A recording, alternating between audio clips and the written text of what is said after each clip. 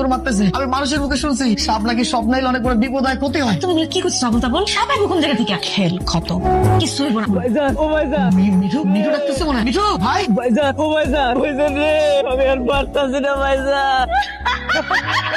ওই তুমি, আমি আর পারতাছি না। কি রে ভাই, কি হয়েছে তোর? কথা কও, কি হয়েছে তোর ভাই? আমার কলিজাটা ফাটে যাইতেছে ভাইজান, আমি আর সহ্য করতে পারতেছি না ভাইজান। মনে হইতেছে কি আমার কলিজাটা টাইনটা ছিঁড়ে ফেলাইতেছে ভাইজান। কি হইছে ওর? মিঠু ভাই কি হয়েছে তোর? কথা কও, এরকম করতেছিস কেন? কি হয়েছে ভাই? ভাই মিঠু ভাই, না, আমি আমার বাইরে কোথাও যাইতে দেব না, আরে গোসল করতে দেব না। আমার ভাই আমার লাগে কথা কইবো। মিঠু, এই মিঠু, কথা কও ভাই, আমার লাগে কথা কও। তোর শত্রু তো শেষ হয়ে গেছে, দে গুরু দক্ষিণাটা দিয়ে যা।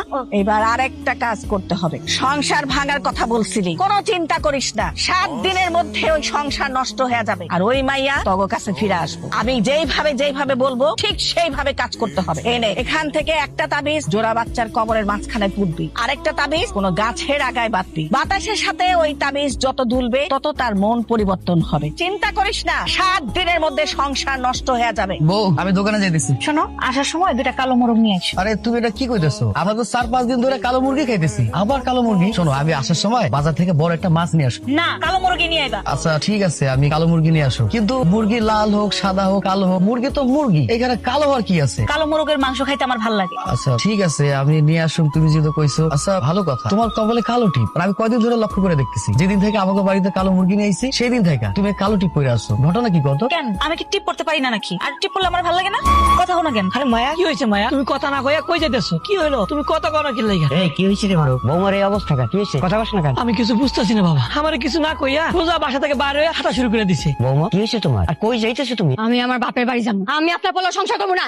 আমি আর তার সাথে থাকবো না। তুমি এসব কি কইতেছো? তোমার মাথা ঠিক আছে তো? হ্যাঁ, আমার মাথা ঠিকই আছে। আপনি বলে কি করতে আমার লেখা কিছু করে নাই, সেই পর্যন্ত আমার জন্য কিছুই করে নাই। আমি কেন তার সাথে থাকবো? ইয়ে মায়া, তুমি মনে হয় আমার কোন বিষয়ে কষ্ট পাইছো। আচ্ছা কও দেখি, তুমি কোন বিষয়ে কষ্ট পাইছো?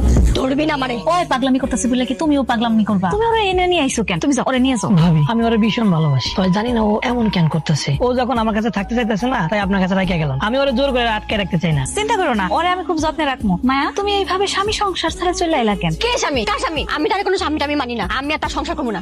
আমি তোমার লাগে থাকবো ভাবি, আমি আর যাবো না। মায়া, তোমার চোখ মুখ এরকম লাগতেছে কেন? আমার মনে হয় তোমার কেউ ক্ষতি করার চেষ্টা করতেছে। শোনো, আজকে রাইতে তোমার আমি এক জায়গায় নিয়ে যাবো। তো ওইখানে নিয়ে যাওয়ার বিষয়টা তোমার ভাইকে কিন্তু কোয়া যাবে না। তোর নাম মায়া?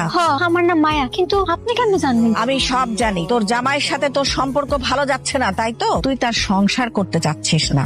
আপনি একদম ঠিক করছেন। এখানে তোর কোনো দোষ নাই। তুই যাতে তোর স্বামীকে ভুলে যা, সেই জন্য তোর স্বামী তোর উপরে জাদুটনা করছে। কিন্তু তার স্বামী তারে ভুলে যাওয়ার জন্য ওর উপর যতটুকু না করে আর কি লাভ? লাভ আছে, সে আরেকজনকে ভালোবাসে, আর সেই জন্যই ওর উপর তাবিজ করছে, যাতে করে ও তার সংসার ছেড়ে চলে আসে। তার এখানে কোনো দোষ না পড়ে। ওর জামাই যে ওকে শুধু তাবিজ করছে ওরে ভুলে যাওয়ার জন্য, এমনটা না। ওকে মরণ বান মারছে যাতে ও মইরা যায়। আল্লাহ, কি কইতাছেন? একটা মানুষকে মারার লাগিয়া জাদুটো না করে, এটা কি সম্ভব? না না, আমার স্বামী আর যাই করুক, হ্যাঁ আমারে মারার লেগে কোনোদিন ওসব উল্টাপাল্টা কাম করতে পারে না। আপনার মনে হয় কোনো জায়গায় ভুল হইতাছে।